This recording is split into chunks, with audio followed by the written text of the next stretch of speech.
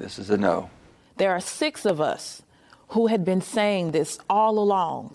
6 Democratic House members, often referred to as the Squad, have been proven correct after Joe Manchin announced that he is a no on Joe Biden's Build Back Better Act. Now, I'll get to who those members are, why they were right, and I'll also get to their reactions to this news. But first, here is Joe Manchin making the announcement on Fox News Sunday. I've always said this, Brett. If I can't go home and explain it to the people of West Virginia, I can't vote for it. And I cannot vote to continue with this piece of legislation. I just can't. I've tried everything humanly possible. I can't get there. You're done. This is a no.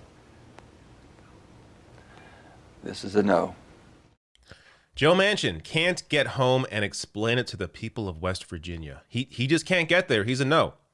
Even though every single piece of data shows that the vast majority of voters, including the vast majority in West Virginia, support the Build Back Better plan, because of course they do. They're incredibly poor. They need help. They need something.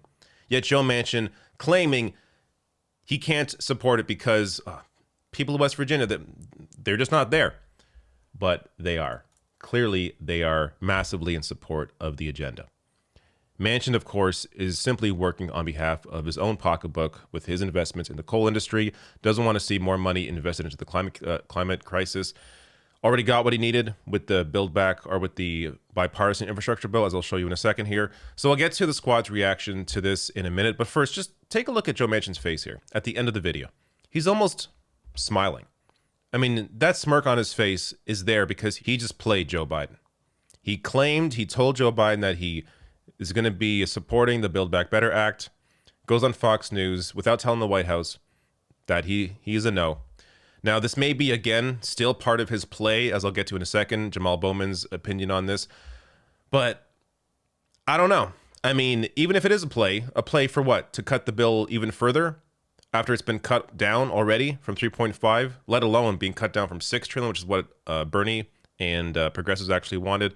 It's all just a big game to these people. They don't think about the actual impact on the lives of Americans at the heart of all of this.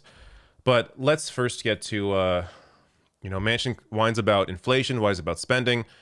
Yet these same Democrats who whined over infrastructure costs are silent on defense spending bill. So Manchin and Sinema opposed ambitious infrastructure spending, but they don't have similar cost concerns about the House's defense bill. Interesting.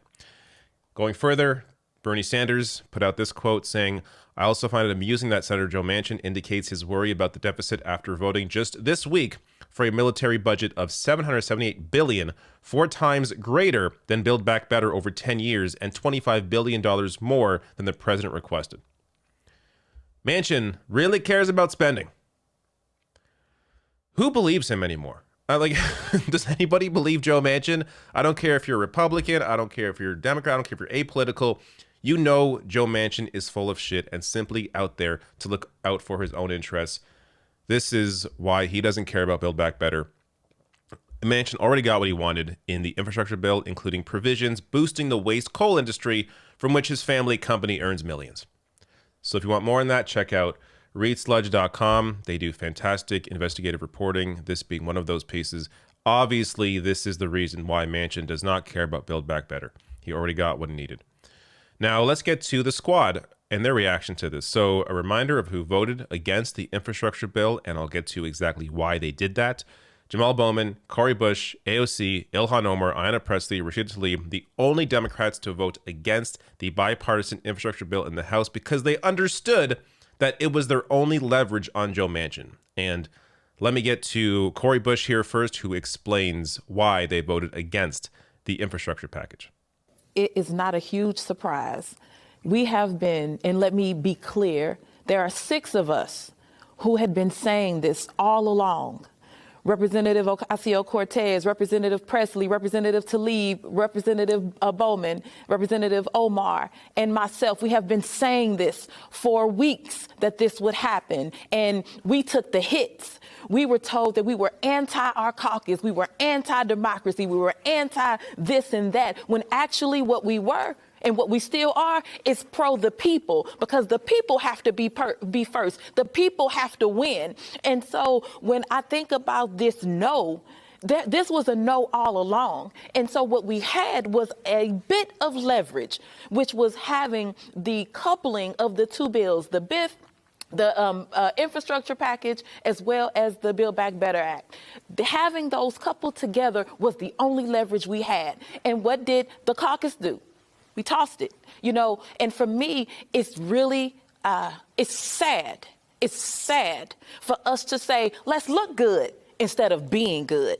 Let's look strong instead of being strong. Let's look like we have a win instead of actually having a win. So Cori Bush, they're discussing the amount of shit that they took for voting against the infrastructure package, including, by the way, on MSNBC, Claire McCaskill, former Democratic senator who lost her seat because she's too conservative, went out there and slammed Cori Bush after her vote against the infrastructure package, even though Bush has now been proven correct. And Cori Bush there at the end discussing how, they're told that this is, I think, what she's referring to there. Nancy Pelosi has told them in the past for other bills that were passed that were garbage to go out there and pretend it's a big win, even though it's not. So after the budget bill was cut down from 3.5 to 1.75, they were told to go out there and sell it like it's this amazing, monumental thing, even though it hasn't passed, first of all, the Senate. But the fact that it's cut down and cutting out a variety of provisions, including Medicare expansion, that would have helped a lot of individuals, but they're told to go out there and sell it as if it's this great thing, even though they know it's not. Cori Bush there being real. She's a real person. She actually cares about people, pointing out that crap. Rashida Tlaib on Twitter, bolstering a lot of what Bush said there, going on to say it shouldn't surprise anyone that Manchin goes on Fox to kill Build Back Better. He's been promising to do it for months, and some folks didn't want to believe him. We gave up our leverage the moment Biff passed, the infrastructure package, and he got the fossil fuel subsidies he wanted. Exactly right. Let's now go to Ilhan Omar, who does not hold back when calling out Joe Manchin. We all knew that Senator Manchin couldn't be trusted. The excuses that he just made, I think, are complete bullshit. It is really disheartening to hear him say that he has been trying to get there for the people of West Virginia, because that's a complete lie. The people of West Virginia would greatly benefit. Of course, Ilhan Omar there is exactly right, and her calling out Joe Manchin's bullshit without holding back is good to see. You don't see that kind of word very often from anybody in a position of power in Washington, but Manchin, deserves that and a lot more. Let's get also to another tweet here from Ilhan Omar, who said, "This is so much bigger than Manchin. When democracies are no longer able to address their constituents' needs and demands, authoritarians seize power. I've seen it time and time again, and ours was already on life support." This is much bigger, as Ilhan Omar points out there, much bigger than this one bill, much bigger than Joe Manchin, much bigger than Joe Biden. This represents another failure for people that are desperate, that seriously need help. When you don't deliver that help, they're not going to come out and take the time to come out and support you because they figure, what's the point? And with that apathy, what ends up happening is you still have a very strong base on the right, a very pro-fascist base. They love their dear leader, Donald Trump, or any of his minions. They will come out and vote for a Republican regardless. Democrats have to inspire people who don't normally vote to come out and vote. That's how they win. But they can't do that if they're never delivering. So this, if no real change happens, there's going to be obvious consequences in the midterms and in 2024. Let's move on. Jamal Bowman here, making this point that I think is worth exploring. Build Back Better will resurface. What we are witnessing now is a game between leadership and Manchin that allows him and corporate donors to gut the bill while everyone acts powerless. I refuse to play this game. We need to call this out for what it is. So he thinks here that Manchin may still be a yes on the Build Back Better Act, but he wants to cut it even further. 1.75 isn't enough of a cut. He wants to cut it further, wants to further gut it. What Manchin now wants to take out of it, who knows? So this is a theory. I think it's 50-50 whether or not this is actually the reality. But, you know, it wouldn't be surprising to see Manchin continue playing these games at the same time. I don't think he would care either way. If he's a no, I'm sure he's happy being a no. I'm sure Manchin does not care if it doesn't pass at all. Let's get to AOC's reaction now when she was on Morning Joe. It's an outcome that we had warned about well over a month ago, about needing to plan a contingency plan for it. It's why we insisted on having the bipartisan infrastructure plan coupled and passed together with the Build Back Better Act. But I think right now we are at a juncture where it's not really about, I think, being angry. I mean, of course, we have every right to be furious with Joe Manchin, but it's really up to leadership in the Democratic Party who, you know, made the decision to get us to this juncture and how we're going to move forward. And I think right now that Democratic leadership has a very large number of tools at their disposal, the president particularly, and it's really about time that, you know, we take the kid gloves off and we start using them to govern for working families in this country.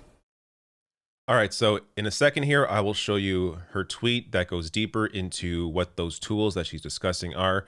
But the other way that Biden, of course, could be using his power is against Joe Manchin.